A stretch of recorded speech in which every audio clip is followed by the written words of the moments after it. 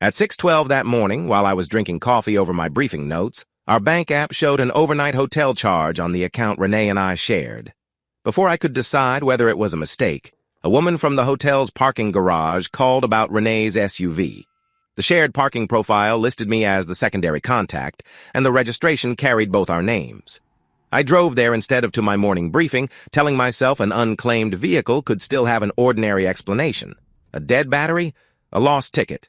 One of those dull inconveniences marriage trains you to solve without asking whose fault it is. The parking manager introduced herself as Celeste Grant. "Mr. Bell, your wife drove in last night with Darren Pike. I recognize him from the venue downtown. I saw them arrive and walk toward the elevators. That's all I can verify. I don't know where they went after that, and I don't know what happened upstairs. Precision can be crueler than accusation. It leaves you no convenient exaggeration to attack." Renee's SUV sat beneath a fluorescent tube that kept blinking without going dark. The hotel's overnight receipt waited under the driver's side wiper. Inside, a paper cup had dried into a brown ring in the holder, and the seat was pushed farther back than Renee ever kept it. A man's jacket lay across the rear floorboard. It had the logo of Darren's venue embroidered near the chest. That didn't make it his, but it connected the garage to a building I'd inspected recently in my capacity as a municipal fire safety educator. I had 4 facts: the shared account charge, the SUV left overnight, the venue jacket, and Celeste's limited account of the arrival. None of them told me what had happened in a hotel room. None told me when anything between Renee and Darren had begun. Anger wanted me to call Darren before I left the garage. Professional dread wanted me to pretend I hadn't recognized the venue logo. I did neither. I photographed the jacket where it lay, then placed it in a clean garment bag as personal property, not city evidence. The release form documented the time Celeste returned the jointly registered SUV to me. The hotel kept its original parking record. I saved my receipt, the shared account transaction, and photographs on my personal phone. From the driver's seat, I sent a time-stamped notice through the normal supervisory channel. I reported a possible household conflict involving a venue I'd inspected. I included only what I could support and didn't open a city database. Then I drove Renee's SUV home with the bag jacket behind me and my supervisor's response pending. The evidence under fluorescent lights had been easier than the question waiting in our kitchen. Renee was standing at the kitchen counter when I came in. She looked at the SUV keys in my hand, then at my face, and stopped pretending this was a normal morning. I didn't bring in the jacket. I put my phone on the counter and showed her the hotel charge, the overnight parking receipt, the photograph of the jacket, and my written summary of what Celeste had actually seen. "Is the jacket Darren's?" Renee closed her eyes. "Yes." "Are you having an affair with him?" She opened them again. "Yes." The word landed quietly. No shattered glass, no screaming, no mercy from the furniture. Our refrigerator kept humming like it had been instructed not to become involved. "Physical?" "Yes." "More than once?" "Yes." "Is it ongoing?" Her mouth tightened. "It was. Until last night?" She didn't answer, which was an answer with better legal representation. I asked when it had started. "Noah, I'll tell you what happened between us, but I'm not giving you dates so you can build something against Darren. You already told me your work at his venue was unpaid event help." "It was unpaid." That was the connection I'd known about. Informal help, no wages, no ownership. I had treated it as Renee doing a favor for someone she knew. Now the old explanation felt like a label pasted over a crack. Did this start before or after my inspection? I'm not answering that today. I told her I had already reported the possible conflict through work. For the first time, fear moved ahead of guilt on her face. "You reported it before talking to me?" "I reported what I knew before someone else could report a version of it. We agreed to separate rooms. We also froze non-essential shared spending unless both of us approved it. It wasn't a divorce plan. It was what I could manage without trusting her. As I carried clothes into the other bedroom, I heard Renee call Darren. "Noah knows," she said, "and he reported the possible conflict." She lowered her voice after that. I didn't listen at the door. I already knew the important transfer had happened. Darren now knew my marriage had ruptured and my inspection could be pulled into it. Renee still owned the date that might connect those two disasters. Priya Nance had my notice open on her monitor when I entered her office. She was my supervisor, and she had the unnerving habit of becoming calmer as everyone around her became less reasonable. "No formal complaint has been filed," she said. "Then I can keep teaching while you check my notice." That isn't the rule. I had spent years explaining that safety rules weren't accusations. A blocked exit didn't have to kill anyone before it became a problem. Standing across from Priya, I suddenly developed a deep affection for intent. I didn't know about the affair when I inspected Darren's venue. I understand that's your statement. The concern is appearance as well as intent. Your spouse had a connection to the venue. Unpaid help. Still a connection. She removed me from active teaching effective immediately. I could remain available for internal assignments, but I couldn't lead classes or represent the city outside the station while the conflict was reviewed. Then she made the boundaries explicit. I wasn't to search city databases for information about Darren or the venue. I wasn't to contact the venue in an official capacity. Anything I pursued personally had to come from records I already lawfully possessed or people who volunteered information. I agreed, because the alternative was arguing for access I didn't intend to misuse. That didn't make the order feel fair. My classes were the part of the job I was good at without having to remind myself. I could explain a smoke alarm to a crowded room and make people listen before the battery chirped at 3 a.m. Losing that work before anyone had even accused me felt like being sentenced ahead of the charge. Priya didn't call it punishment. She called it protecting public confidence. In the corridor, another educator pulled the classroom door shut as a session began without me. My badge still hung from my belt, but it had become a piece of plastic describing where I used to belong. I walked out to my car with Darren's number on my personal phone. I meant to ask one private question and keep it separate from my work. By then, separate was already becoming a word I used when I wanted something to be true. I parked several blocks from Darren's venue, far enough away that I couldn't pretend I'd accidentally wandered into official contact. Through the windshield, I could still make out the inspection sticker on the entrance. Yesterday, it had meant I'd completed my job. That afternoon, it looked like my signature on an argument I hadn't known I was having. I called Darren from my personal phone. "This isn't a city call," I said. "I'm asking about Renee." "I'm not discussing her with you." "Were you involved with her before I inspected your venue?" "You mean before you decided to come after me?" "I didn't know about the affair." Darren gave a short laugh. He didn't raise his voice. He didn't need to. "You'd already become jealous. Then you inspected my business. You don't get to hide behind procedure now." "When did it start?" "You can ask through whatever review you've triggered. I'm filing a conflict complaint." He ended the call. I sat there with the phone against my ear until the empty line became embarrassing. I had asked about the relationship. Darren had answered with my job. Less than an hour later, the complaint entered the normal review channel. The notice I received described me as an inspector who used official authority to win a personal argument. One sentence said I had turned the venue into another one of Noah's safety lectures. That phrase had never appeared in my inspection notes. Renee had used it at home when she thought I was explaining instead of listening. It could have reached Darren through her. That wasn't proof of how much she'd told him, when she'd told him, or whether they had planned anything. It was only a phrase in the wrong man's mouth, now preserved in a lawful complaint. Darren claimed I'd inspected him after becoming jealous. I knew I hadn't discovered the affair until the hotel call, but I still couldn't establish when the affair began, or what he believed I knew. The sticker on his door no longer spoke for itself. I was going to have to defend the safety findings and the judgment of the man who had signed them. Home was no longer a place where I could prepare for that fight. My mother, Lorna, opened her front door, looked at my overnight bag, and stepped aside without asking me to explain myself on the porch. The spare room still had the narrow dresser I remembered from family visits. I placed the bag jacket on the top closet shelf and kept the release form with it. Renee's SUV stayed in the driveway. Nothing about sleeping at my mother's house made me less responsible for what was in my custody. At the kitchen table, I told Lorna and my brother Mason only what I could verify. The charge was real. The SUV had remained overnight. Celeste had seen Renee arrive with Darren, but hadn't claimed to know what happened upstairs. Renee had admitted the affair was physical and ongoing, yet refused to give me a start date. Work had removed me from teaching. Lorna covered my hand with hers. "The room is yours, as long as you need it." Mason leaned forward.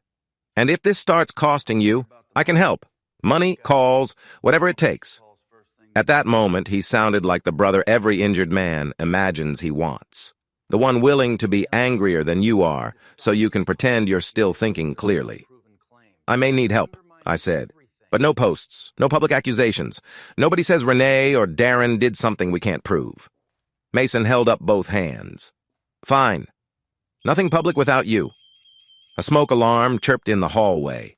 I was out of my chair before Lorna could apologize. I found a replacement battery in a drawer, pulled over a step stool, and silenced the alarm in less than 2 minutes. When I came back, Mason had started listing people he could contact if the city tried to bury me. Lorna was making up the spare bed even though I'd told her I could do it. I had shelter. I had a brother offering money and advocacy. I had a mother who didn't ask me to forgive anybody before dinner. That should have felt like safety. Instead, lying in the spare room, I kept thinking about how quickly Mason had moved from helping me to identifying an enemy. The smoke alarm had accepted a fresh battery and stopped complaining. Nothing else in my life was going to be that cooperative. The next morning, Priya called the station office where I'd been assigned paperwork instead of teaching. I asked how long the review would affect my pay. I expected some version of temporarily. The classes have been reassigned, she said. The scheduled overtime attached to them is gone. So are the travel stipends. Those amounts aren't being held for later reimbursement. I kept my voice level. Even if the review clears me, even then, my base salary would continue, but the extra income I'd already expected was permanently lost. It wasn't theoretical money. It was work on the calendar that would now be performed and paid to someone else. Priya also clarified that Darren's jacket wasn't city evidence. The city hadn't seized it, logged it, or instructed me to investigate it. It remained personal property in my documented custody until I arranged a lawful return. By the time I reached Lorna's kitchen, I had written the missing income on a yellow pad and circled it hard enough to tear the paper. It was the first time revenge sounded almost like financial planning. The family message chime sounded from my phone. Mason had searched an existing Bell family thread and found an older message from Renee. Its timestamp came before the hotel discovery. Noah's obsessed with Darren. He won't let that venue go. The words did matter. Before I knew about the affair, Renee had already been describing my professional attention as personal fixation. The screenshot was a genuine clue about how she had framed me inside the family. It didn't tell me when the affair began. It didn't prove the inspection had been arranged, corrupted, or fabricated. Mason called before I finished reading. They set this whole thing up, he said. Renee primed everybody to think you were jealous. Darren waited for the inspection, and now they're using it to take your badge. You don't know that. I know what I'm looking at. You know she called me obsessed. Everything after that is your theory. Another chime came while we were talking. Mason had put his conclusion into the family thread. Renee and Darren had engineered the inspection crisis from the start. I didn't endorse it. I also didn't correct it in front of everyone. The accusation felt useful, and usefulness can make a weak claim feel stronger than it is. That morning I had lost income I would never recover.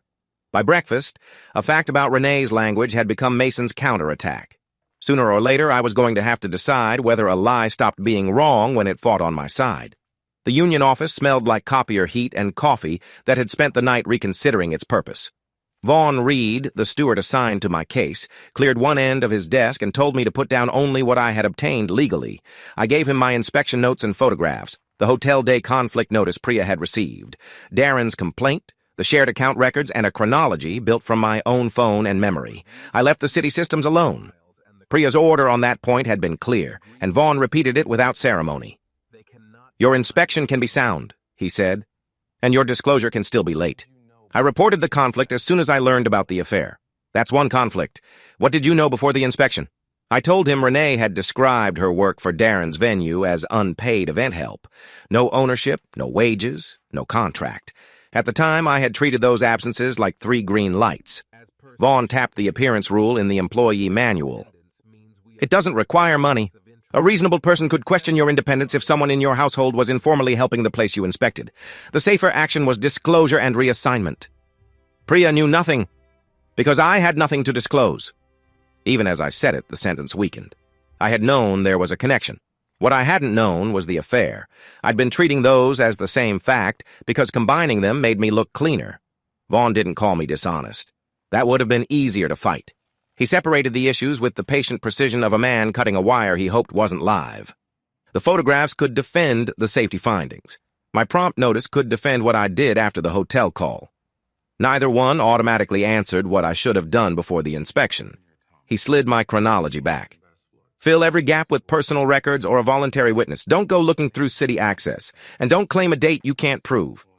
I left with a defense, but it was narrower than the folder carrying it. Literal compliance had been my favorite kind of innocence. Clean boxes, visible timestamps, no room for interpretation. Now the rule I'd thought protected me was asking what my judgment should have noticed. The timeline still mattered. If the affair started after the inspection, Darren's jealous inspector story collapsed. If it started before, the professional question got harder, even if I hadn't known. I called Eli and asked to meet.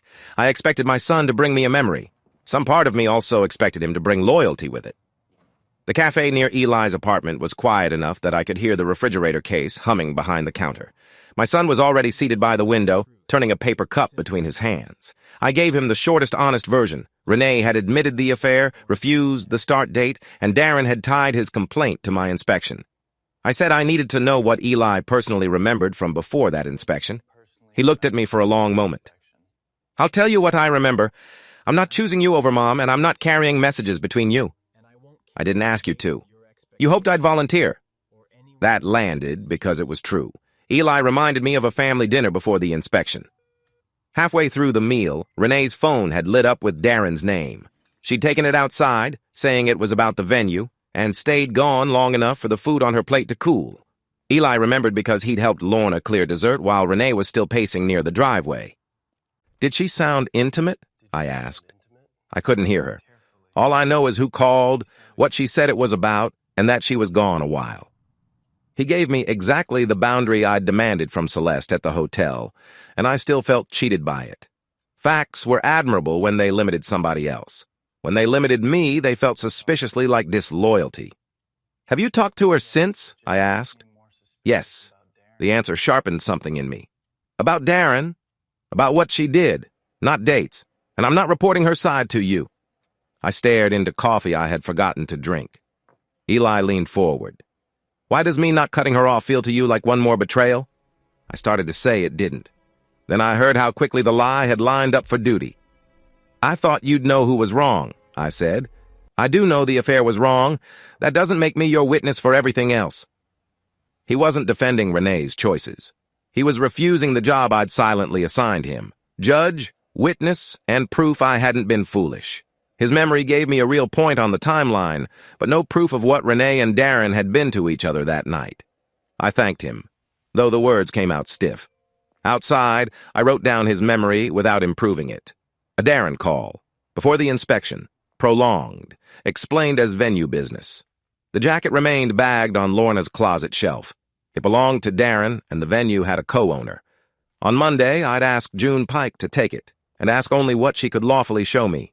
The venue's front room smelled of floor wax and old citrus cleaner. Chairs were stacked along one wall, and my inspection sticker remained on the glass by the entrance, looking less like proof of work than an argument nobody had finished. I was there on personal time, carrying the bagged jacket and the hotel release copy. I had sent June Pike a brief personal message offering to return her brother's property. She'd answered with a time and an invitation to the office. No city database, no official demand, no inspection conversation disguised as something else.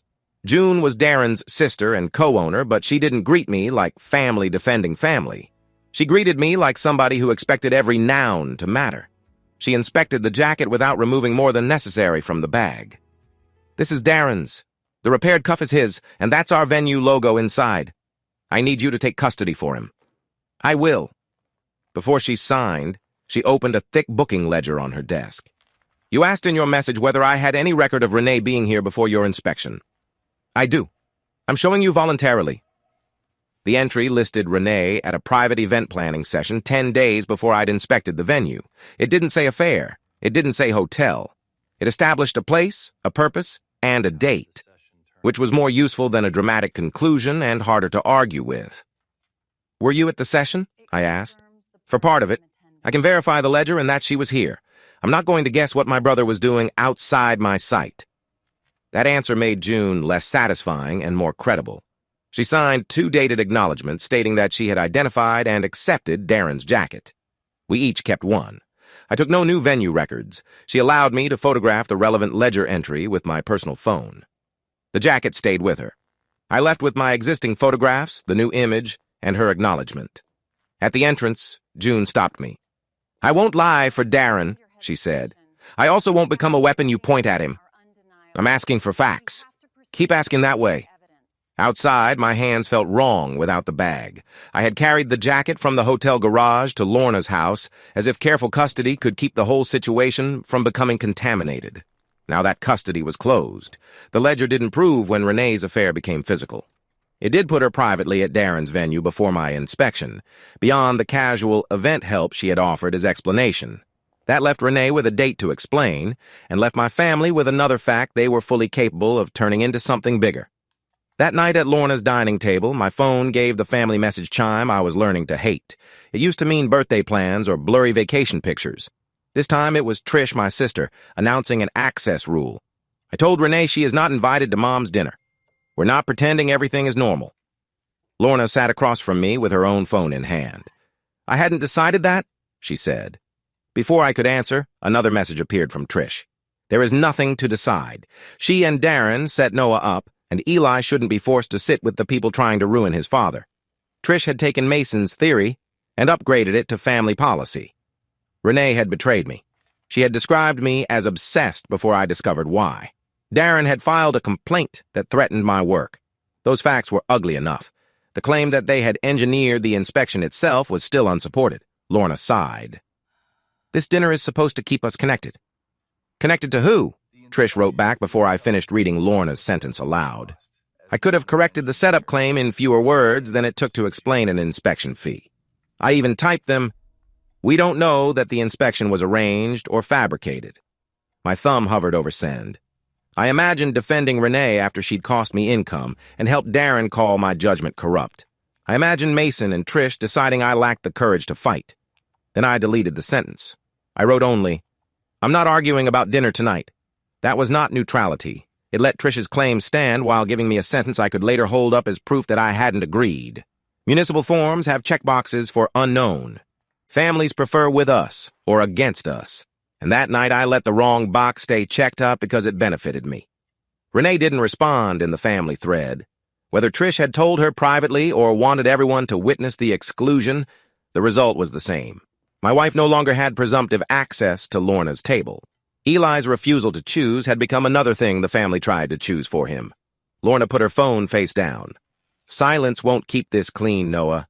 "I know, but I hadn't known it strongly enough to act." A private message from Renee arrived before I left the table. "I can show you my calendar and phone entries. The physical part began after your inspection. I'm sorry. We should meet." For 1 weak second, specificity felt like truth.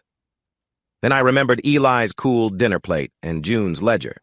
The next evening, Renee chose a coffee shop halfway between our house and Lorna's, as if geography could make the table neutral. She arrived carrying a thin folder and set it between us before taking off her coat. "I brought what I said I would." Inside were printed calendar pages and screenshots of selected phone entries. The dates were real. The timestamps were visible.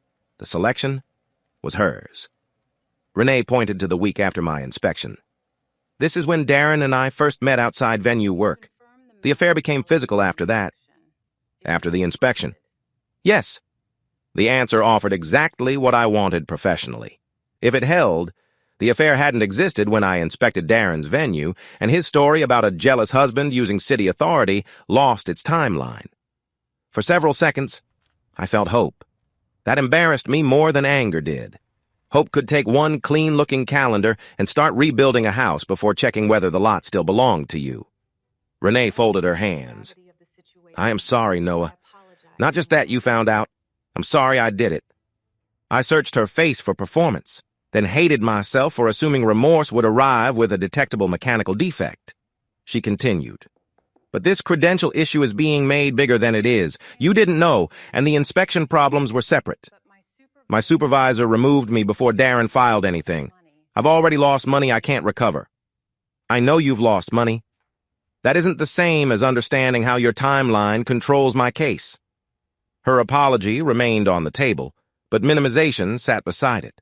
I looked through the pages again. The calendar showed appointments she had chosen to print, not an uninterrupted account of her time. The phone screenshots established contact on certain days. They couldn't prove there had been none on the missing ones. There was no entry explaining the long Darren call Eli remembered, and nothing accounting for the private session in June's ledger. I didn't show Renee those two pieces yet. I asked whether this was everything. It's everything relevant. Relevant according to who? She looked down. According to me. That was the problem stated more honestly than she intended. I took the folder because selected records were still records and because rejecting them in anger would make comparison impossible. I told her I would check them only against personal material and what people had voluntarily given me. No city database, no hidden search. Renee nodded. You'll see it started after. I wanted to believe her apology. I wanted to believe the neat sequence in the folder even more. Back in Lorna's spare room, the gaps looked less like empty space and more like places somebody hoped I wouldn't stand. The following morning, I spread Renee's folder across the small desk in Lorna's spare room. I kept my own records beside it, separate enough that I could remember which facts came from where. A search of our shared personal account showed an older parking charge I'd missed because it looked ordinary at the time. The timestamp fell 12 days before my inspection. The lot served the venue district, and the charge landed during a gap in Renee's clean calendar. I wrote nothing dramatic. Charge, date, time. Then I added what other people had actually supplied. Eli remembered Renee leaving dinner for a prolonged Darren call before the inspection. June's ledger placed Renee at a private event planning session 10 days before it. Darren's complaint called me already jealous during the inspection, a claim built around an earlier relationship he couldn't prove I knew about. Renee's folder showed only the later contacts she had selected. None of those facts alone established physical infidelity. Together, they made her after the inspection claim impossible to accept without an explanation. I called Renee and asked her to come to Lorna's. When she entered the spare room, she looked at the papers arranged across the desk and didn't ask whether I had used city access. I walked her through the sequence without raising my voice. The older charge, Eli's memory, June's ledger, Darren's wording, the missing space in her calendar. 12 days before my inspection, I said. Where were you? She sat on the edge of the bed and pressed both hands between her knees. For a moment, I watched her consider one more smaller answer. Then she said, It had already started. The affair? Yes. Physical? Her eyes closed. Yes. And it continued after I inspected the venue. Yes. Plain answers can be violent without being loud. I asked her to say the date clearly. She did. The affair had become physical 12 days before my inspection, not afterward, and it had continued while she described her role with Darren as casual, unpaid venue help. I didn't know about the affair when I inspected, I said. I know you didn't.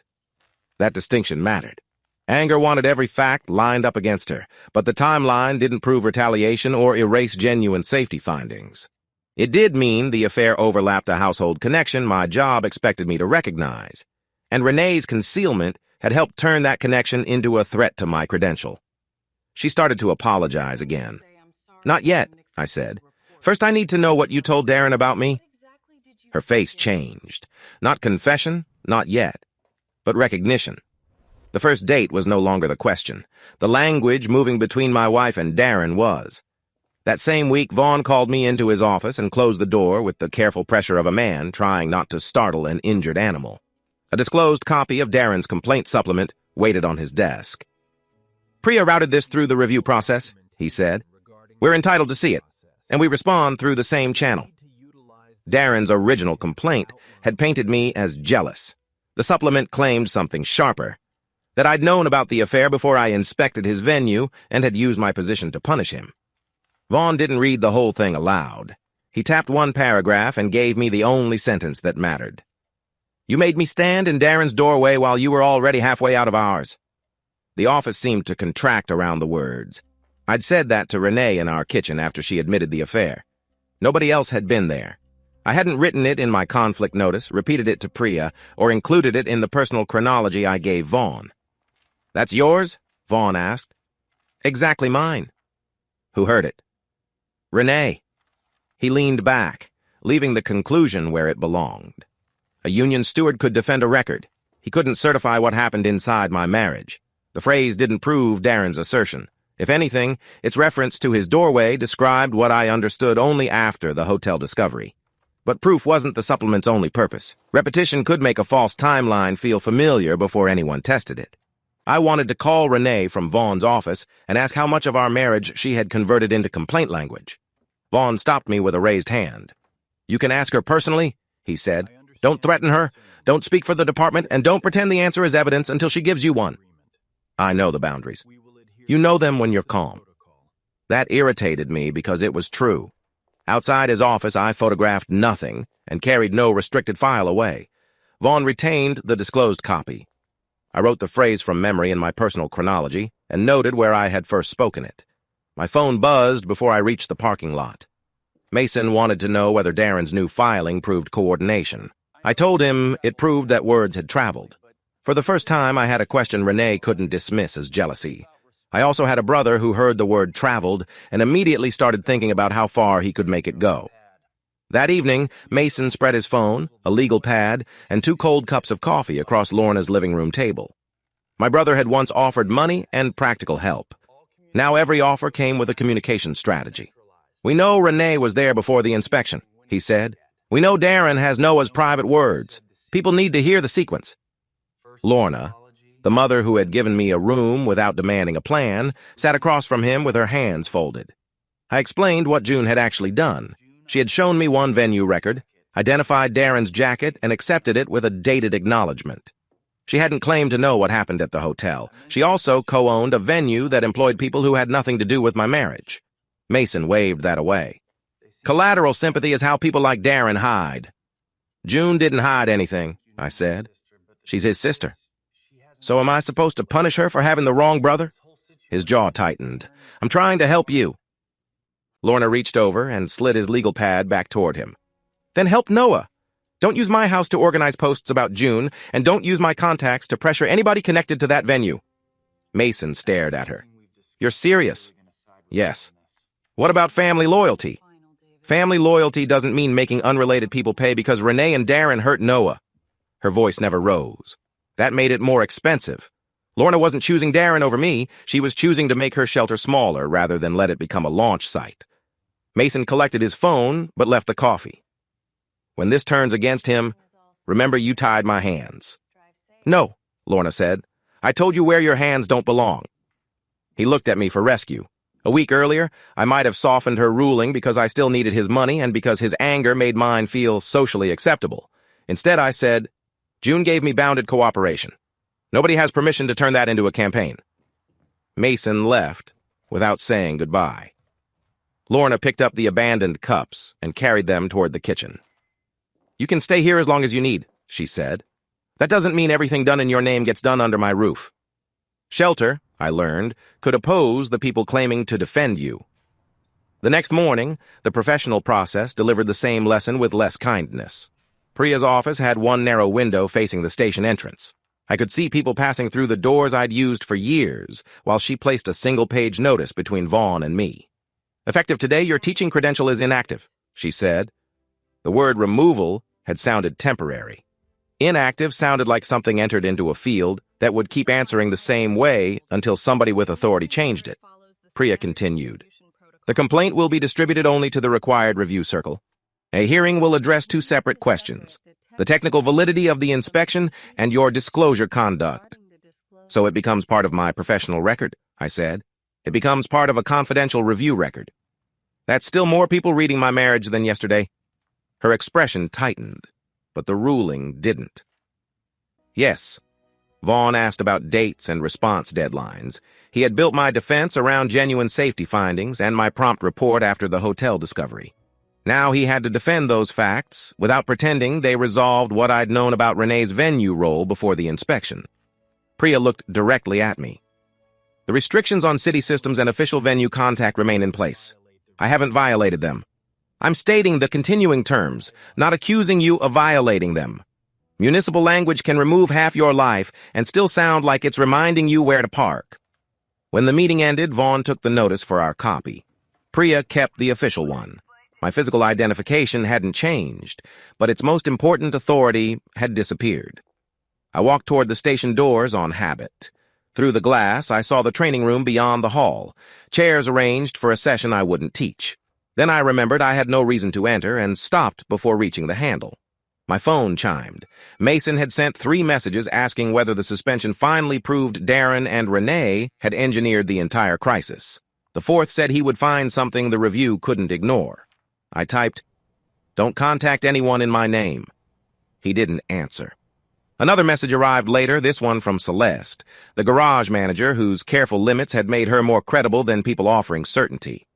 I had already told her my credential status had changed. She wrote, "If you want coffee someplace where nobody asks you to prove anything, I know a diner." For several days, I left the message unanswered. Then I realized every conversation in my life had become a hearing, and I said yes. The diner Celeste chose had cracked red booths, heavy ceramic mugs, and a pie case lit like its contents had won public office. It was several neighborhoods from the hotel, which felt deliberate without being secretive. Celeste arrived in a denim jacket instead of her work clothes. Seeing her outside the garage confused the category I had put her in.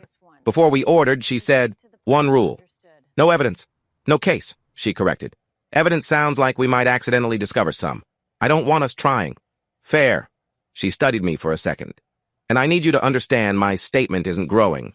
I saw Renee arrive with the man connected to Darren's venue. I know the SUV stayed overnight. I don't know what happened upstairs." "I understand. I believed you did. I wanted to hear you say it somewhere that wasn't attached to a report." That precision was why I trusted her. Everybody else kept expanding what they knew until it matched what they wanted. Celeste made her own usefulness smaller on purpose. We ordered pie before dinner mostly because neither of us had been making excellent decisions, and this one had limited consequences. She asked what I taught when I was allowed to teach. I described the glazed expression adults developed when a municipal employee said, "Let's discuss exit capacity." She laughed and asked whether I had ever delivered a sentence that began with "pursuant to" in my personal life. "Only when I wanted to remain married," I said. The joke landed, then left a silence behind it. Celeste set down her fork. "I'm not volunteering to be consolation either." "I didn't ask you to." "No, but hurt people can make an invitation out of showing up." I felt defensive, which usually meant somebody had found the right door. "What are you volunteering for?" I asked. "Dinner? Conversation? Maybe doing this again? As people?" The distinction should have made the offer smaller. Instead, it made it matter. I told her I wanted that, but only if she could stop me whenever I turned our time into an investigation or used her presence to avoid feeling what Renee had done. "I can stop you," she said. "You may not enjoy the method."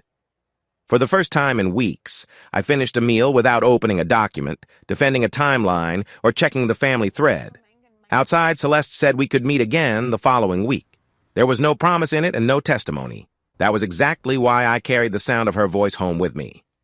The next evening, Mason waited beside my car in Lorna's driveway. He had been the brother who offered money when my overtime vanished. Now his help came with the restless energy of somebody who needed a target more than I needed an ally. "I got Darren talking," he said. My stomach tightened. "How?" "Personally. I was part of the conversation and I recorded it.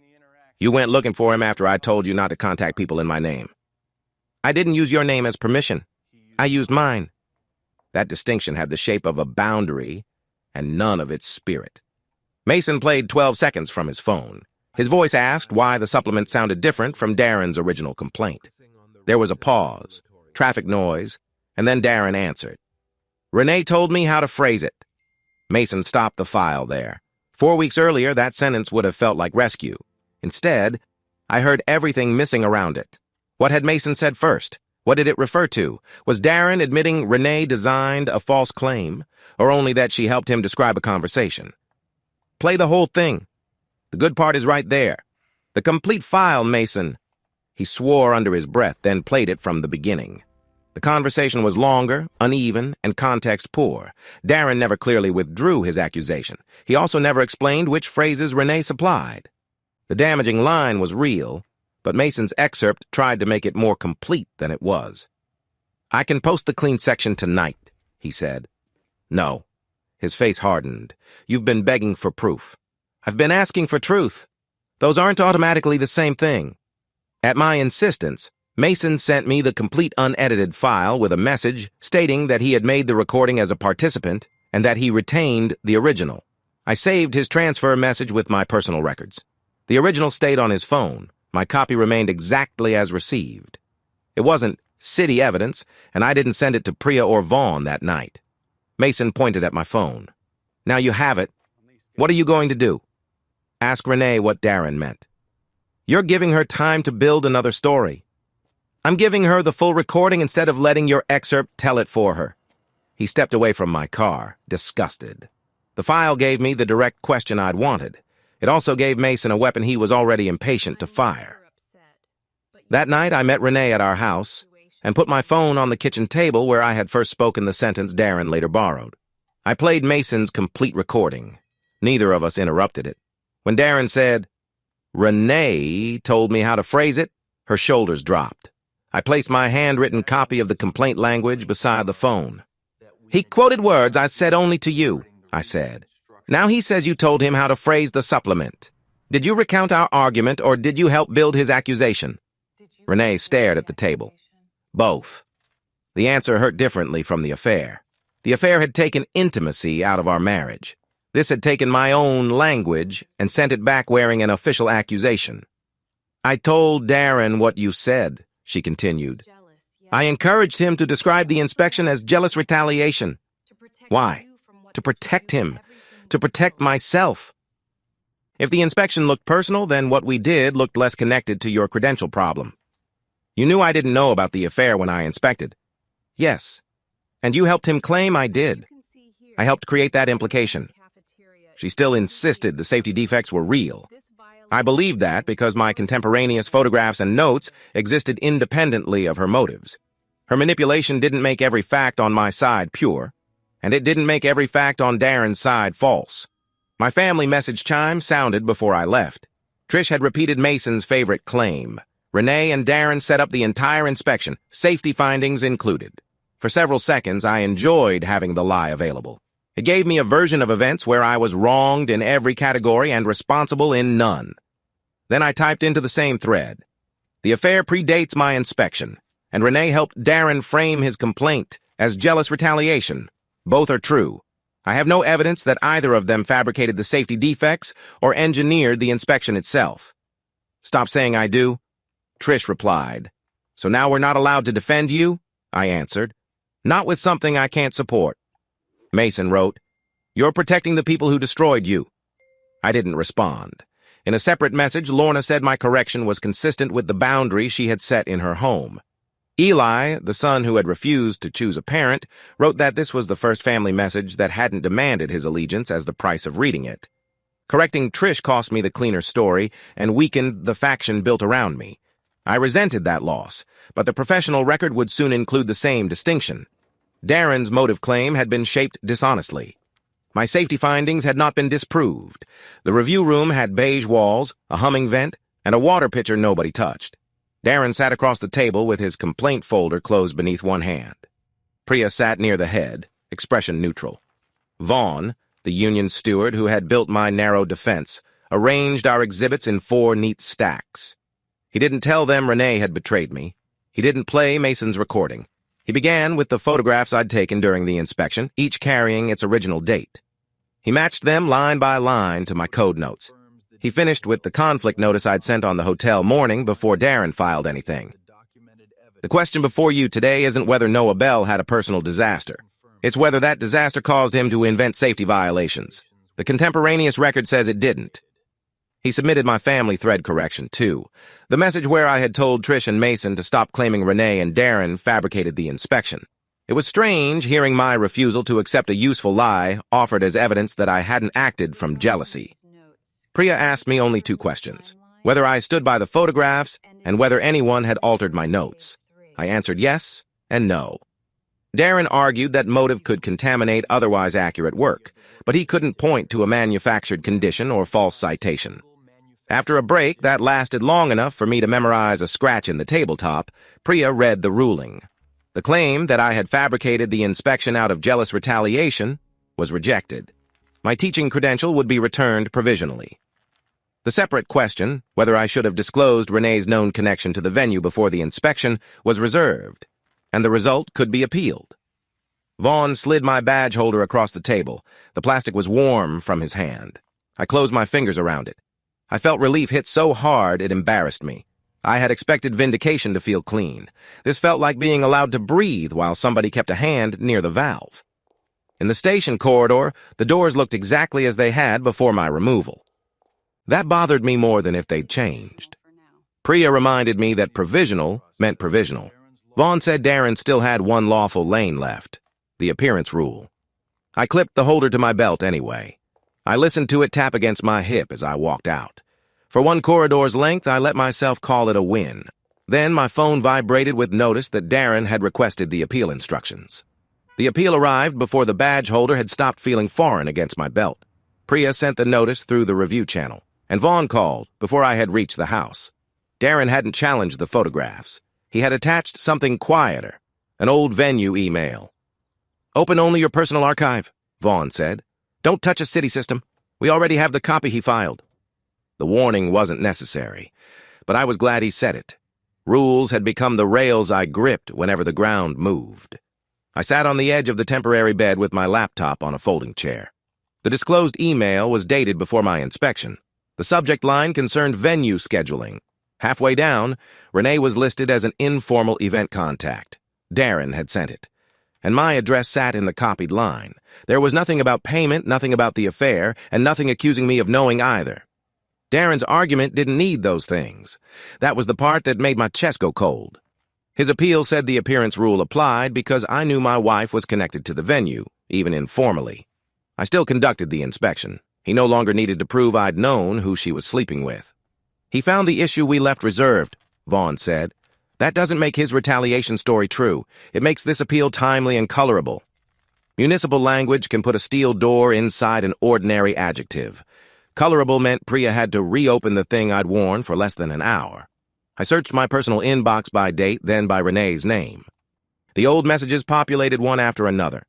Grocery lists, a dental appointment, a note about our son's birthday. Then the venue thread appeared exactly where Darren said it would. My address sat in the copied line, so ordinary I could feel the earlier version of me dismissing it before I even opened it. My cursor hovered over the message. Vaughn stayed silent on the call. The provisional ruling had separated the lie from the legitimate question, and Darren had answered with a record I couldn't call stolen, forged, or irrelevant just because he was the man Renee had chosen. I opened the thread. I started reading from the oldest message forward. The oldest message didn't rescue me. The thread showed Renee volunteering to help Darren with event calls and vendor questions.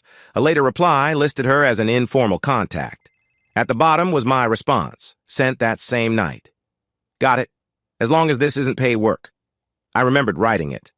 I had been standing in our kitchen. Renee had described the help as casual and temporary. I had decided unpaid meant immaterial. It wasn't an email lost under spam. It wasn't skimmed at a red light. I read it. I understood the connection. I chose the interpretation that required the least inconvenience from me. Vaughn had stayed on the phone while I searched. "There is an argument," he said carefully. "Informal help, no compensation, no ownership interest. We can say the trigger was ambiguous." "Was disclosure safer?" I asked. He paused. "Yes." "Would reassignment have been available if I'd asked?" "Probably." "Then don't build this around me overlooking the message. I didn't overlook it." There it was, the piece of fault I'd been circling since he first warned me about appearances. Renee had hidden the affair. Darren had used her language to make me look retaliatory. Neither fact changed what I had done before the inspection. I had relied on the absence of payment. Disclosure would have meant paperwork, questions, and maybe giving up an assignment I believed I could handle fairly. Believing I could be fair was not the same as letting Priya decide whether I should be the one to do the work. That sentence landed harder than Darren's appeal because it didn't require me to trust Darren. It required me to stop editing myself. "Revise the defense," I told Vaughn. "Keep the photographs. Keep the prompt hotel day report. Keep the manipulation evidence. But on the pre-inspection disclosure, argue mitigation, not innocence." "You understand Priya can restrict you again." "I understand." My voice sounded steady enough to belong to somebody else. Vaughn said he would notify Priya before morning, rather than let our existing position remain false. After the call, I left the email open on the folding chair. The badge holder lay beside the laptop, provisionally mine and already less honest than it had felt that afternoon. Darren had lied about my motive. He had also found the lapse I chose. By 9 the next morning, the provisional badge had become an object Priya could discuss without letting me use it. Her office smelled faintly of burnt coffee and printer heat. On her desk sat my revised position from Vaughn. In it, one sentence did most of the damage. Noah confirms prior awareness of the informal household connection. Your admission doesn't erase the manipulation, Priya said. It does change interim access. She spoke in the calm, administrative tone that made consequences sound like weather already moving across town. External teaching was suspended again. I could keep my base salary internal duties, but no community classes, no school visits, no overtime, and no travel. I asked how long. Until the appeal record is complete and an independent corrected inspection is done. Of Darren's venue. Of the venue, Priya corrected gently, as if removing his name could remove what he'd done to my marriage. Your original result remains contested during that process. You will have no official contact with the site. She turned 2 scheduling notices toward me. They had entered the disclosed appeal materials, not come through any search of mine. One carried June's venue office signature. It postponed a weekend reception. The other carried Darren's. It postponed a business dinner. Both cited pending safety correction. Deposits had to be shifted, vendors called, and rooms left dark on dates that had been sold. Darren and June weren't losing the venue, but they were losing money. Part of me wanted satisfaction from that. I found none. June hadn't slept with my wife, and the people whose events moved hadn't written Darren's complaint. Even Darren's losses didn't put my overtime back in my account. Payne was proving remarkably bad at bookkeeping. Priya slid the order across the desk. I signed acknowledgement, not agreement. The distinction was standard city language. For once, it felt honest. I could object to the scope later. I couldn't pretend I hadn't been told. When I left her office, a class I used to teach was gathering behind the station doors. I heard chairs scrape and an instructor testing the alarm panel. Then the door latched between us again. The corrected inspection would cost the venue. The email would cost me access. Neither side had enough room left for Mason's kind of victory without making the damage wider. Later that week, June asked me to come to the venue office. By then, the postponed events had been cleared from the calendar. She was the co-owner who had accepted Darren's jacket. She had given me a dated acknowledgement. I first confirmed 2 boundaries with Vaughn. I could receive personal copies voluntarily. June would submit anything official through the review channel. The front room looked like a party after everybody had decided not to come. Tables stood folded against one wall. A dry erase calendar held black lines through 2 paid dates. June had a paper schedule waiting beside a stack of repair invoices. "This is what I can support," she said. "No more, no less." The schedule placed Renee and Darren together at planning sessions before my inspection. It matched the earlier ledger. It helped establish contact timing, not what happened between them behind closed doors. June had marked the fire door adjustment, the exit light replacement, and the storage clearance work. All 3 came from defects I'd cited. All 3 had required correction. "Darren wants me to say the schedule proves Renee was only helping with events," June said. "It doesn't prove only anything. He also wants me to stand behind the claim that you knew about the affair. I can't. He's your brother." "Yes, he's also wrong about that. If keeping this place requires me to make his lie sturdier, then we don't actually get to keep it." She picked up her phone but didn't hand it to me. "Your brother Mason asked me to make a public statement. He wants photographs, the canceled calendar, your sticker, everything tied together so Darren gets humiliated and Renee gets dragged with him." June set the phone down. "No. I'll give the review records. I won't perform the damage for him." A month earlier, I would have called her refusal cowardice dressed as balance. Now I could see the line. She wasn't protecting Darren from facts. She was protecting the facts from becoming a show. That denied Mason the witness he wanted and Darren the unified front he wanted. It gave me corroboration without giving me an ally. Before I left, June submitted the schedule through the review channel. My personal copy followed across the desk. The defects were real. Renee was here before the inspection. Darren can't prove you knew about the affair. And I won't turn the canceled events into a public show. I took the copy. I left the folded tables where they were. The venue was hurt, not dead, and June had refused to save it with somebody else's lie. The appeal decision came 3 days later in the same review office where my badge had been returned provisionally. This time it stayed in my pocket. Darren sat across from me with the venue calendar dark on his phone. June wasn't present, but the schedule she had submitted sat in the record between us. Priya read the result without warming it up. The contemporaneous photographs, code notes, and repair documentation remained credible. The safety findings were preserved. Darren had not proved I invented violations or inspected out of jealousy. June's records reinforced both points. The defects were real, and Renee's contact with Darren predated the inspection. For one stupid second, relief rose again. Then Priya turned the page. "The technical result does not resolve the disclosure issue," she said. Darren's appeal was sustained on that narrow ground. I knew my wife was serving as an informal venue contact. I read the email. I chose not to disclose the connection or request reassignment. Whether I knew about the affair was not necessary to the appearance analysis. Vaughn, who had once built toward full vindication, leaned closer. "They're preserving the distinction we asked them to preserve." "And keeping me inactive," I said. "Yes." He didn't insult me with a brighter word. Priya explained the remaining conditions. My credential would stay inactive until the independent corrected inspection was completed and the review received a final complete statement from me, not a narrow denial aimed only at Darren's worst allegation. The venue would remain under correction limits, so June and Darren would keep absorbing postponement and repair costs. Darren spoke for the first time. "So, the appeal is granted. On the undisclosed household connection," Priya said, "not on fabricated findings, and not on proof that no one knew of the affair." Darren nodded once.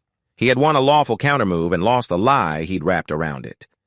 I understood then that I was facing two different losses. Losing his accusation felt like getting my name back. Losing my defense meant admitting I'd made a choice before I knew Renee had betrayed me. A complete statement would have to harm all three of us accurately, or it wasn't complete. Outside the office, the station doors stayed closed to me. I had dinner planned away from the hotel, the kind of evening I'd been using as a refuge. And for the first time, that refuge felt less like relief than another place where I could hide from writing the whole truth. Several days after the appeal decision, I met Celeste for dinner across town, far enough from the hotel that no uniformed valet or garage gate could turn her back into the witness who'd called me. She was the parking manager whose precise limits had first made me trust her. Arrival, vehicle, overnight stay. Never what happened upstairs. We'd gotten good at talking around the case. That night, we were less successful at talking around each other. Celeste turned her water glass slowly between her palms. "I need you to understand why I keep saying I won't be proof." I waited. "A former partner used me during a breakup. Everywhere we went, I was displayed like evidence. Look who chose me. Look how desirable I still am.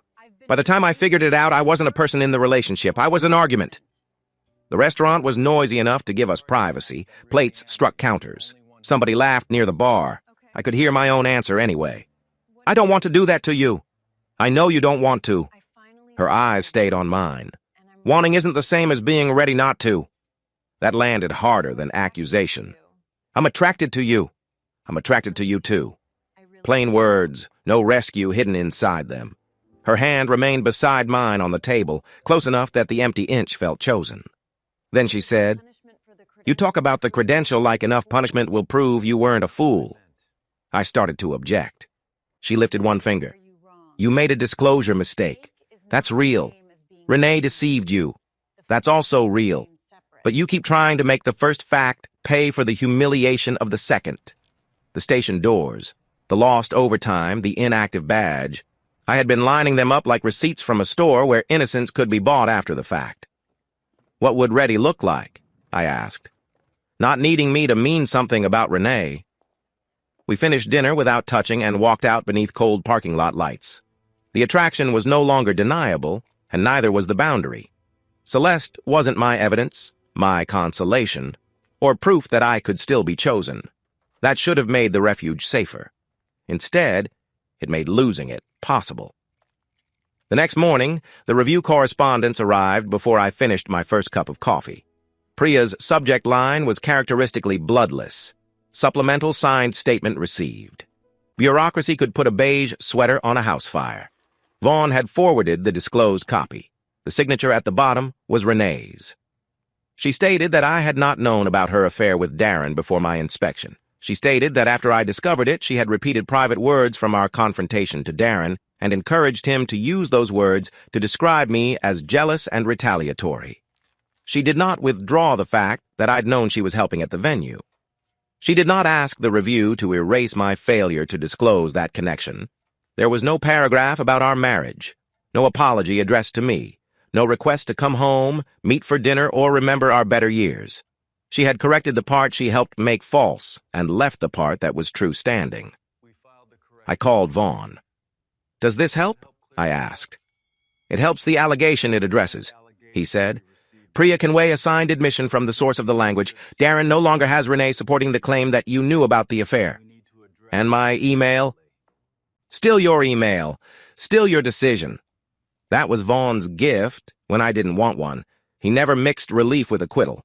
Priya's acknowledgement said the correction had been entered into the review record. It did not promise restoration. Darren still had a legitimate appearance argument because I had read the message naming Renee as an informal event contact. The statement weakened his most damaging claim without knocking down the narrow ground he'd won. I read Renee's signature again. Behavioral remorse, I thought, then disliked how clinical the phrase sounded. But ordinary remorse had become too easy for us. It could cry in a kitchen and still omit a date. This was different because it cost her something with Darren and bought her nothing from me. I sent one message. I received the correction. Her reply came several minutes later. "I didn't send it to get anything from you." That irritated me, partly because it sounded rehearsed and partly because her actions supported it. The correction did not reopen the station doors. It did not restore $1 of overtime or make trust regrow on command. It simply removed one lie from the formal pile. By noon, Mason had called it half a confession, and I knew he was about to demand the other half in public. That evening at Lorna's house, Mason laid out the price of being my brother. He'd been the one who offered money when my overtime disappeared and the one who kept saying he'd fight when I wouldn't. On Lorna's kitchen table, he set his laptop beside the old promise as if both belonged to him. The draft post had the hotel receipt at the top. Below it were selected inspection pages, a photograph of my contested sticker, and a transcript cut down to Darren saying Renee told him how to phrase the complaint. Mason still held the original recording. I still had the complete copy he'd sent me. His version for the public had all the sharp edges and almost none of the uncertainty. "I need your authorization," he said. "The receipt is yours. The inspection material came from you. If you say yes, this goes up tomorrow night. And if I say no," he leaned back, "then I'm done financing your restraint." There it was, not help with an opinion attached, a contract. Mason tapped Renee's signed correction on the screen. "This is nothing. She admits feeding Darren language, but Darren still gets to act like a respectable business owner, and she gets to perform remorse in private." "She put it in the formal record," I said, "where the required review circle will see it. That's where the damage was filed." "No, Noah. The damage is everywhere people think you were some jealous inspector who couldn't handle his wife." Lorna had offered me a room when home became unlivable, then refused to let that room become campaign headquarters. She stood at the sink now, arms folded. "And what happens to June?" she asked. Mason didn't answer. Lorna did. "Her postponed events become content. Her workers become associated with an affair they had nothing to do with. People who booked that venue get pulled into your punishment because Darren owns it. Darren deserves consequences." "He has them," Lorna said. "Repairs, cancellations, review. June told the truth and refused to hide for him. You'd punish her for not enjoying his humiliation enough." Mason looked at me. "Tomorrow night. Authorize it, or don't ask me for another $1." My complete statement was due on the same deadline. One document required me to include the fault that hurt my defense. The other promised to turn my pain into a cleaner story and send the mess to everyone nearby. I didn't answer. Mason shut the laptop but left the bargain open. After he went, Lorna asked where I was going. "To see Celeste." I wasn't carrying evidence. I was carrying the desire to get out of my own life for one night. I reached Celeste's apartment a little after 9. She opened the door, took one look at me, and said, "This isn't a case night." "No." I had told her only what was mine to tell. Mason had set a deadline on a public attack, and my complete statement was due at the same time. I didn't describe the recording or offer her a file. She didn't ask. Her place was quiet, except for the refrigerator cycling on and off. No hotel radios, no parking gates, no table crowded with family evidence. She poured 2 glasses of water and sat across from me. "Are you here because you want advice?" she asked.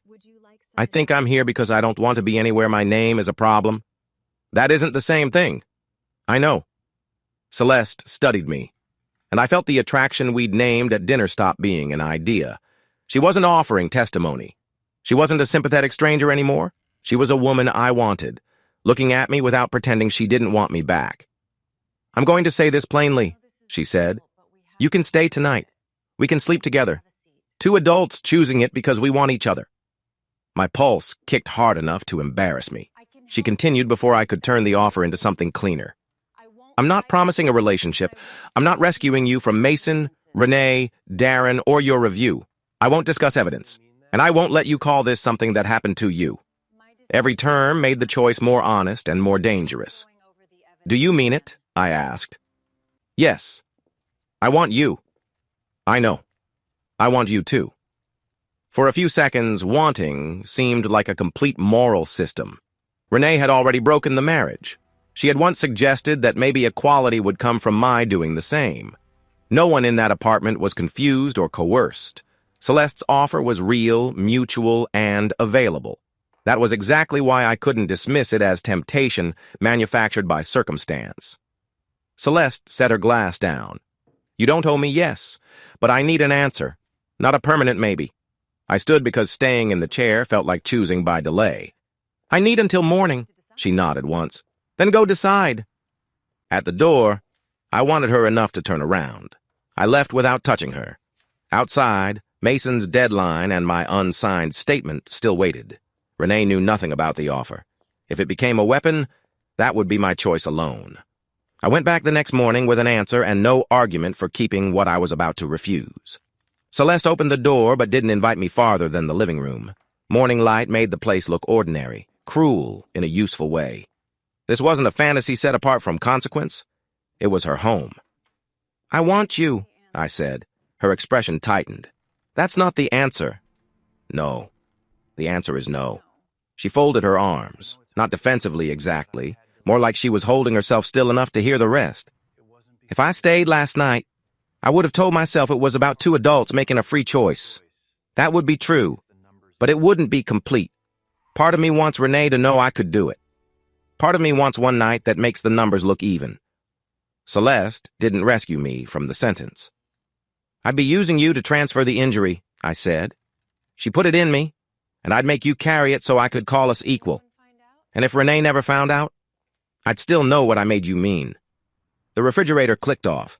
Silence occupied the room where our dinners and phone calls had been. Celeste nodded. "Then no is the right answer." Relief came first. "I don't want to lose you." "I know." She sat down but didn't ask me to. "And this is where you need to be careful. You don't get to decline me honorably and keep me nearby as a reward for it." "I wasn't asking." "You were about to." She was right. I had imagined a civilized version of loss. No intimacy now, maybe coffee later, perhaps a future after the review or the marriage. A shelf marked not yet. Celeste shook her head. "Don't keep me as the woman you might choose when your life is settled. Don't call for refuge. Don't make me prove your restraint was worth it." The cost of my answer stopped being theoretical. "I won't," I said. "Good." There was no kiss, no promise, no hidden appointment months away. Celeste walked me to the door. Her face was composed, but composure wasn't indifference, and I wouldn't call her pain forgiveness. "Thank you for telling me the truth," she said. "Now let this end." I stepped into the hallway. The door closed softly behind me. I had refused to make the affair reciprocal. I had also lost the only place where, for a few hours, I hadn't been Renee's husband, Mason's cause, or a compromised badge. Restraint didn't hand me a cleaner future. It took something I wanted and left the empty space in my custody. Later that day, I sat at Lorna's kitchen table with my unsigned statement open on my laptop. The cursor blinked after the paragraph where I admitted reading the venue email. I had rewritten the facts as if syntax could negotiate the sanction. Eli came in without asking which side needed him. My son had refused to choose a parent when I'd expected automatic loyalty. I had treated that neutrality like abandonment. He'd kept showing up, which was more honest than choosing a uniform and calling it love. He glanced at the screen. Still writing? Still deciding how much punishment counts as enough. Eli pulled out a chair. Enough for what? For the review. That wasn't what I asked. From the hallway came a sharp chirp. I was halfway out of my chair before the sound finished. My eyes went to the smoke alarm. Battery age, replacement date. The small, obedient universe of correctable hazards lined up in my head. Eli said, "Dad." The alarm chirped again. I stopped with one hand on the chair. "Are you trying to get punished into innocence?" he asked. The question irritated me because it put ugly language around something I'd made sound principled. I had failed to disclose Renee's informal connection to Darren's venue. I had read the email and relied on the fact that she wasn't paid. That choice was mine, and a sanction for it wasn't persecution. But I had been asking the sanction to do more. I wanted closed station doors and lost income to certify that Renee's affair hadn't made me stupid. I wanted strict compliance now to prove I couldn't have seen the betrayal then. And when restraint felt invisible, Mason's public attack promised a louder way to avoid looking weak. Renee's deception was hers. My disclosure lapse was mine. Neither fact needed the other to become false before I could live with it. I thought if the department hit me hard enough, I said, nobody could say I deserved what she did. Eli's face softened without giving me an escape. Nobody worth listening to says that. I did. That was the harder answer. The smoke alarm chirped a third time. This time I stayed seated. Eli nodded toward my statement. Tell the truth about your part. Don't use it to sentence yourself for hers. His neutrality looked different. He hadn't refused me. He'd refused the job of making either parent innocent. I closed the defensive drafts and opened a clean page. Mason's deadline still stood. So did the meeting I needed at Darren's closed venue. For the first time, I knew punishment wasn't the same as accountability, and restraint wasn't weakness just because nobody applauded it. By the time I reached Darren's closed venue, my old inspection sticker was still on the glass, sun-faded and disputed. Inside, chairs sat upside down on tables. Renee and Darren waited near the bar with the careful distance of people who had finally discovered consequences. I set my laptop down. Before we discuss statements, there's one fact Renee doesn't know. Renee looked at me. Darren waited. Celeste offered me a night with her, I said. I wanted it. I went back and said no. Renee's face changed, but I kept going. You once implied doing the same thing might make us equal. It wouldn't. I would have been using Celeste to carry what you did to me. I refused, and that refusal buys nothing. Not forgiveness, not reconciliation, not this marriage. Why tell us? Darren asked. Because neither of you gets to discover it later and turn her into evidence, motive, or gossip. She's out of this. Then I opened Mason's deadline message. My brother had offered money and a fight, then made both conditional on my permission to hurt people beyond Darren and Renee. I revoked permission to use the hotel receipt or inspection documents I had supplied and refused to authorize an edited recording as my evidence. In the family thread, I added that any post claiming my authorization was false, the defects were real, and I opposed public release. Mason replied almost immediately, Then you're on your own. No money. No post. I typed, understood, and ended the alliance without a softer word for it. Next, I sent Priya and Vaughn the complete statement. It admitted I had read the pre-inspection email naming Renee as an informal venue contact and consciously relied on her not being paid instead of disclosing the appearance or requesting reassignment. It also documented Renee's transfer of private language and Darren's unsupported claim that I knew about the affair. I mentioned Celeste only to explain the retaliation choice, not to identify her as a participant. There are forms for conflicts and corrections. There's no box labeled, "This will cost you your cleanest version of yourself." Renee read the chronology I'd brought and signed a matching one without asking what it earned. Darren took longer. Finally, he signed that the safety defects were genuine and that he could not support the claim that I knew about the affair. He preserved his request for an independent inspection and review of the household connection I had known. I sent both signed corrections to Priya and Vaughn. My sticker still hung on the locked door when we left. The record was complete. Control wasn't. Over the following weeks, the venue existed for me mostly as official silence. Priya commissioned the independent inspection she had already authorized, and I was kept outside it. I didn't attend, call Darren, ask June for progress, or go hunting through a city system. The point was to learn whether my work survived without my hands on the answer. The disclosed notices showed postponed events, repair windows, and a follow-up date. They did not show anybody being ruined. Darren and June paid for corrections, absorbed cancellations, and kept working toward reopening. Consequence is less dramatic than destruction. It also lasts longer on an invoice. The written result arrived only after the work was finished. Priya sent it through the review channel with a short note. Independent inspection complete. Venue eligible to reopen. I read the report at my kitchen table. Most of my original findings were verified. A few were narrowed, and the final classification belonged to the independent inspector, not me. The exits, storage conditions, and other cited defects had required correction. Darren had been right that my household connection deserved review. He had not been right that jealousy invented the hazards. Attached was a photograph of the front door.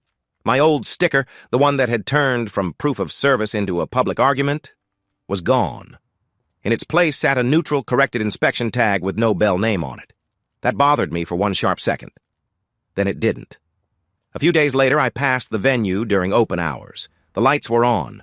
Chairs stood right side up again. June, Darren's sister and co-owner, was near the entrance checking a delivery. She was the person who had accepted Darren's jacket, confirmed the records, and refused to let truth become Mason's humiliation show. She saw me on the sidewalk and came outside. "We paid for what needed fixing," she said. "We reopened Friday. I saw the result. Most of your calls held." "Most isn't all." "No," June said. "That's why the new tag matters." Darren appeared behind the glass but didn't come out. He had his venue. June had kept it viable. They had lost bookings, money, and the right to pretend the defects were theoretical. Nobody had gotten the satisfying crater Mason wanted. I looked at the neutral tag. My judgment had survived testing, but my authority over the place had ended. That was cleaner than vindication and harder on the ego. The next morning, Priya and Vaughn asked me to come in for the credential ruling. 6 months later, Priya called me into the office where she'd first explained that prompt reporting didn't erase appearance. Vaughn waited with a closed folder. He'd once built a full defense argument. After I admitted reading the email, he saved what the facts could support. Priya didn't make me wait through ceremonial language. "The independent inspection verified most of your findings," she said. "Renee's correction and Darren's matching statement established that you did not know about the affair before the inspection. The allegation that you fabricated defects out of jealousy is rejected." My shoulders loosened. She watched them do it. "However, you knew your wife was serving as an informal contact for the venue. You read the email. You did not disclose the household connection or request reassignment. Your complete statement confirms that." "I understand. Limited teaching authority is restored effective today. For 6 months, your assignments will remain restricted. No overtime. The disclosure failure will remain as a permanent note on your credential record." There it was. Work returned in one sentence, and the old version of my career denied in the next. I asked, "The income already lost?" "Not recoverable," Priya said. "And this ruling doesn't reimburse future overtime during the restriction?" Vaughn opened the folder. "What we saved is meaningful. Your competence is intact. The retaliation allegation is gone. You can teach again." That's your union steward way of saying this isn't a win. It's my union steward way of saying a real result doesn't have to be a parade. Priya slid the ruling toward me. Darren had not lost his venue. Renee had not been assigned the cost of my choice. Their manipulation had been named and rejected, but my lapse remained mine. The system had managed something I'd resisted for months, holding two true things without forcing one to acquit the other. I signed the acknowledgement. Afterward, I stood outside the station entrance. The glass doors had looked like a judgment every time they stayed closed to me. Now my access worked, but the small green light didn't feel like absolution. It meant I was authorized to enter under limits. Inside, an empty training room waited for the assigned session I would prepare under supervision. No overtime sheet waited beside it. No lost travel stipend had wandered home. The note in my record would outlast the restriction. I opened the door anyway. The station smelled like coffee, dust, and equipment warmed by use. Not victory. Work. With the credential case finally decided, I had no professional process left to hide behind. Renee and I still had a house, accounts, keys, and a marriage structure that no longer matched the truth. Soon after the ruling, Renee and I met at the Bell home with a practical list between us. Her boxes were stacked by the front wall. Nothing about cardboard is cinematic. It just makes a room echo sooner. We separated financial access first, individual deposits, separate cards, assigned bills, and a recorded final balance. It was administrative, dull, and more final than several arguments. Renee set her house key beside the list. I checked the line marked key, returned, and placed it with the access paperwork. I didn't hold it up or turn it into a test. It no longer opened a home she could enter automatically. That was the whole point. "I'll text before I come by for anything left," she said. "You'll wait for an answer." "Yes. And family events aren't included because we're still married on paper. Whoever hosts has to invite us separately." Renee nodded. "I understand." She had corrected the false claim for Priya and Vaughn and signed the full chronology at Darren's venue. Those choices mattered. They had not restored income, removed my credential note, or rebuilt trust. I wouldn't pretend they meant nothing, and I wouldn't pretend they meant forgiveness. "This separation isn't a pause with a guaranteed ending," I said. "I know. I don't know whether I'll forgive you. I'm not promising we come back." Her mouth tightened. "I know that too." Eli called while we were reviewing contact information. Our son had spent months refusing to be a messenger, so we told him together that Renee was moving out and that either parent would contact him directly. "Good," he said. "Keep me out of the relay business." After the call, the family message chime sounded. Trish, the sister who had once barred Renee from Lorna's dinner, had written, "Does this mean she's officially out of family events now?" I answered. "It means she's out of this house unless invited. Family hosts set their own rules. You don't decide for everyone." Trish sent back, "Okay." It wasn't agreement yet, but it wasn't another decree. Renee picked up the last box. "Do you want me to say I'm sorry again?" "No, I want you to follow the boundary." She left through the front door. I locked it because the house was mine to secure, not because a lock could settle a marriage. The rooms felt larger and worse. Clarity has terrible decorating instincts, but there was no ambiguous access left. Renee lived elsewhere. Our money no longer moved as if nothing had happened, and any future entry, home or family, would begin with an invitation. A few weeks later, with Eli's birthday 6 months away, Lorna called a family conference. My mother had given me a room when the marriage broke and later barred Mason from turning her house into campaign headquarters. Now she wanted rules before the next gathering became another loyalty test. "Invitations come from the host," she said. "Nobody is included because they're married, excluded because they're separated, or entitled because they're angry." Trish, who had once appointed herself keeper of the family door, said, "So Renee gets invited after everything?" "This is my birthday," Eli said. "I get a say." Lorna let him have it. Eli's voice stayed even. "I want neutral invitations, and neutral doesn't mean silent. I'm allowed to say Mom had the affair. I'm allowed to say Dad should have disclosed the venue connection. Nobody gets to recruit me afterward or make my relationship with one parent proof against the other." Trish was quiet long enough that I expected the old family thread machinery to start grinding. "All right," she said. "I can follow that." Renee had joined separately from her new place. So can I. I believed she intended to. I also knew intention had been one of the cheaper currencies in our marriage. The rule would matter when following it cost her comfort. Mason's voice came on hard. My brother had once offered me money, then withdrawn it when I refused his edited post. "If Renee is invited, I'm not coming." Nobody rushed to fill the silence. He added, "Noah, you're really accepting that?" Once, I would have heard a threat to my standing in the family and started bargaining. "I'm accepting your choice." "You chose her again." "No. I chose a gathering that doesn't require Eli to lie. If you won't attend under that rule, you won't be there." Mason disconnected. The absence he left wasn't abstract. He was my brother. He had shown up when I needed a bed, money, and anger I couldn't yet carry. Ending the alliance did not erase the help. Accepting the help did not obligate me to reopen the harm. Lorna drafted the invitation in the Bell family thread. Eli's birthday at my house, each person invited by name, no surprise guests, no loyalty tests, no required silence. Trish approved it. Renee received her own invitation. Mason received one under the same rules and declined. Then my phone chimed. For months, that sound had meant a screenshot, an exaggeration, or another demand to pick a side. This time, it announced a date, an address, and terms everybody could read. Neutrality wasn't warmth. It It was a structure strong enough to keep anger from choosing who counted as family. 6 months later, on Eli's birthday, the doorbell sounded over my family's ordinary noise. Lorna lit candles Eli said he didn't need. Trish rearranged plates without rearranging the guest list. For us, that counted as growth. The bell rang again. For years, Renee had entered with her key and called out from the hallway. Now she waited beneath the porch light. Through the glass, I saw a covered dish in both hands and no reach toward the knob. I opened the door. "Hi," she said. "You're invited," I said. "Come in." She searched my face. I offered none.